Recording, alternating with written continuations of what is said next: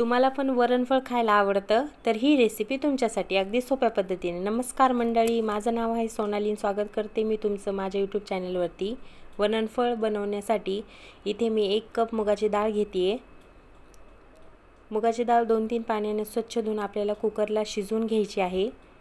तर डाळ शिजेपर्यंत आपण फोडणीची तयारी करूया।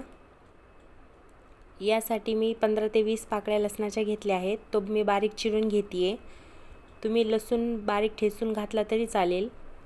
थोडीशी कोथिंबीर बारीक चिरून घेते आणि 2 मिरच्या। तुम्हाला जर जास्त तिखट हवा असेल तर तुम्ही मिरच्याचं प्रमाण वाढवू शकता।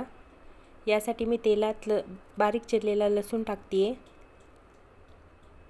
लसूण लालसर परतला की हाफ टीस्पून मी जिरे टाकलेत। अर्धा चमचा मोहरी टाकते। मोहरी छान तडतडली की आपल्याला मिरच्या ॲड करायच्यात। हलवून घेऊया। आता यामध्ये आपल्याला कढीपत्ता ॲड करायचा आहे आणि हाफ टीस्पून हळद। हळद करपते म्हणून थोडा वेळ परतून लगेच आपल्याला पाणी टाकायचं आहे। इथे मी 4 ग्लास पाण्याचा वापर केला आहे। तुम्ही पाणी कमी जास्त करू शकता। तुम्हाला जर घट्टसर हवे असेल तर पाणी कमी टाका, पण मी इथं पाणी जास्त टाकलं आहे। हे बघा, व्यवस्थित मिक्स करून घेऊया। चवीनुसार मीठ। आता ह्या पाण्याला आदन येईपर्यंत आपण फळ तयार करून घेऊया।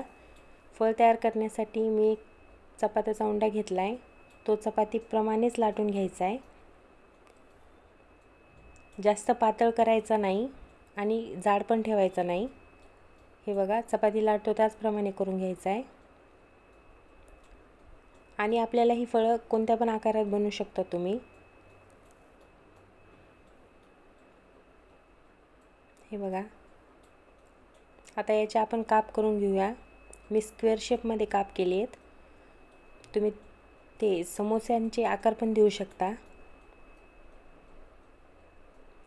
माझ्या लहानपणी मी आजारी असताना मला हेच बनवून द्यायची। तिकडे पाण्याला आदन आलं आहे। आता आपण ही फळं एक एक करून सोडून घेऊया। ही फळे एकदम टाकायची नाही, नाहीतर तो चिखल होतो आणि असं एकमेकांना ते चिटकून बसतात। हे बघा, आता शिजवलेली डाळ घालायची आहे।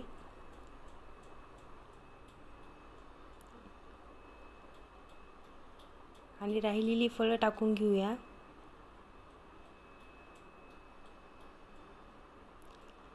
मिक्स करूया।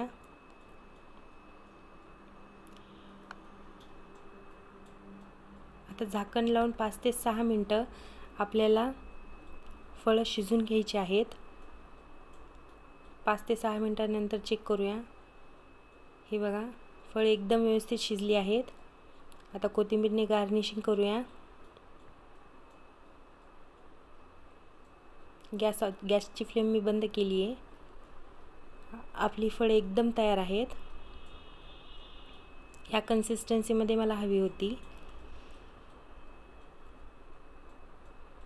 1 चमचा मी तूप टाकले आहे। Enjoy, follow for more updates.